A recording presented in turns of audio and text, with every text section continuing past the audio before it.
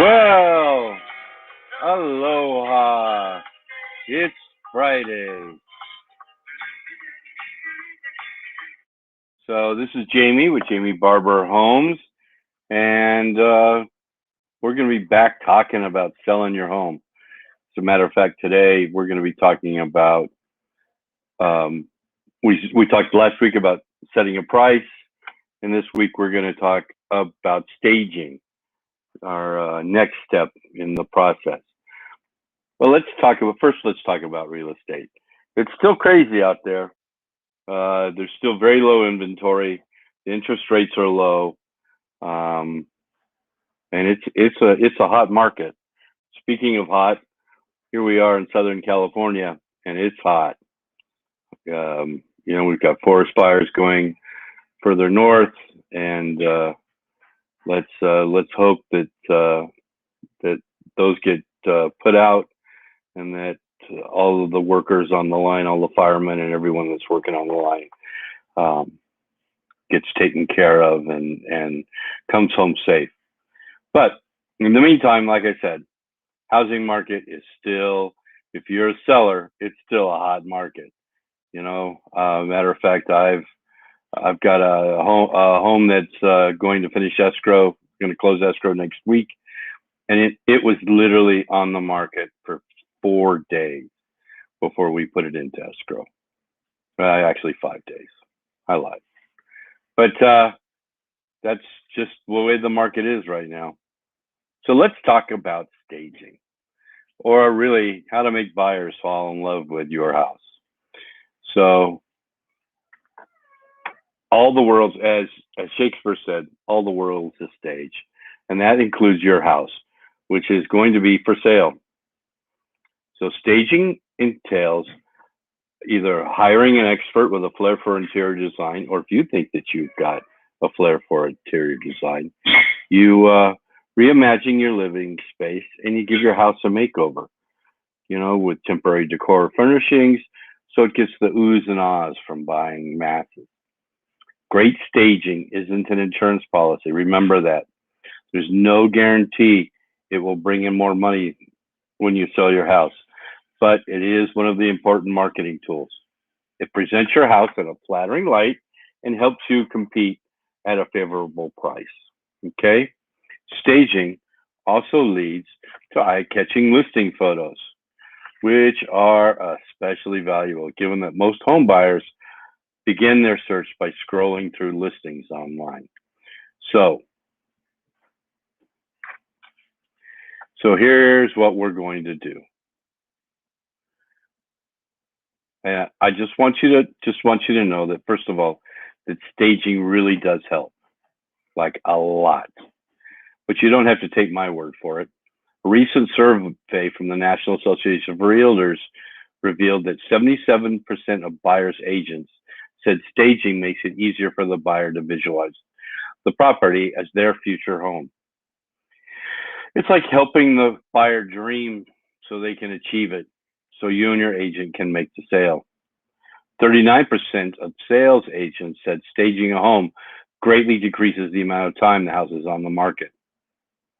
And 21% of sales agents said staging a home increases its dollar value between 6 and 10%. Simply put, that may lead to more money in your pocket. So before you stage, you need to budget. Many listing agents offer staging services to clients as part of their services. If you want to use someone you find yourself, you typically will have to pay out of pocket.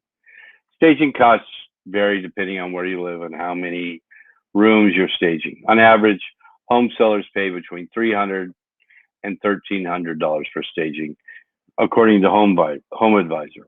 If your house is empty because you've already moved, you might also have additional expenses for renting furniture and other homey decorations. Many stagers offer consultations for as low as $150.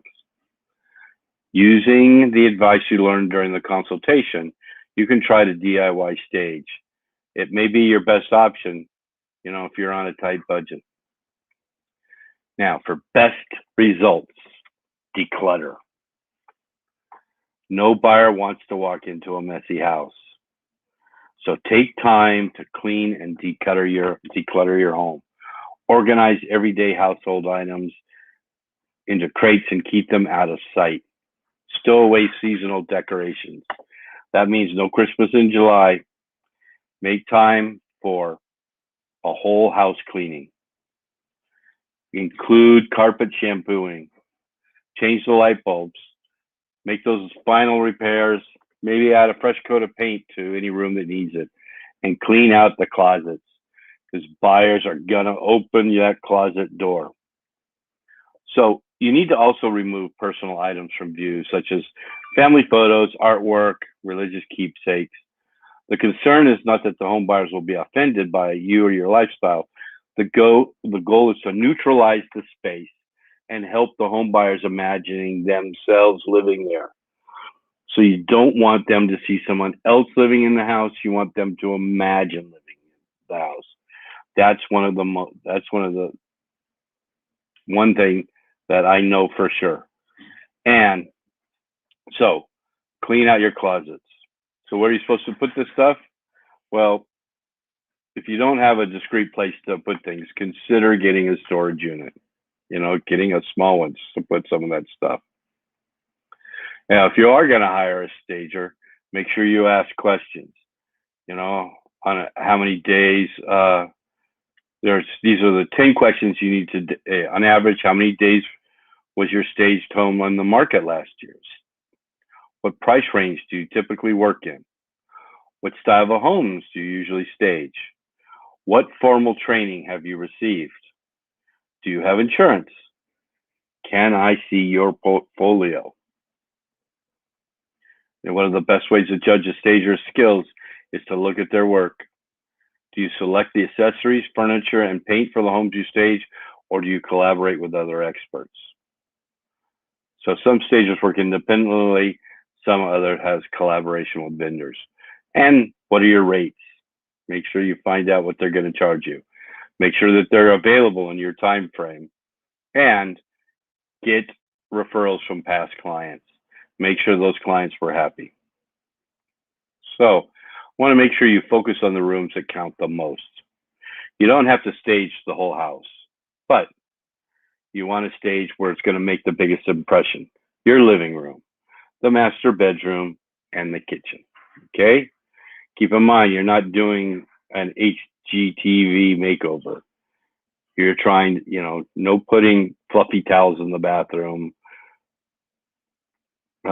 We are putting fluffy towels in the bathroom and replacing shabby pillows with ones that look good.